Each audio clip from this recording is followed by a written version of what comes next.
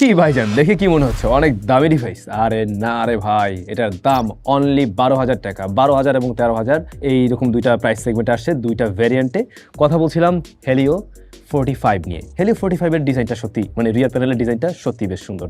শুধু রিয়ার প্যানেল না, আপনি যদি সামনে আসেন ডিসপ্লেতে পাঁচশোর কাটআউট দেখবেন। হ্যাঁ, এখানে একটা IPS LCD প্যানেল আছে যা HD+ রেজুলেশনের হাই রিফ্রেশটা আছে, বাট পাঁচশোর কাটআউট থাকাতে ডিসপ্লেটা দেখে ভালো লাগছে। যেখানে আমরা বাংলাদেশের এখনও 25,000 টাকারও ফোন আছে যেটাতে আমরা অফিসিয়ালি দেখতে পাই ওয়াটার ড্রপ নচ। তো সেই জায়গায় হেলিও ভালো করছে, ইটস ট্রু। সেই সাথে প্রসেসর হিসেবে রয়েছে মিডিয়াটেক হেলিও G81। আর এই স্মার্টফোনটার রিয়ারে আমরা তিনটা ক্যামেরা দেখতে পাই।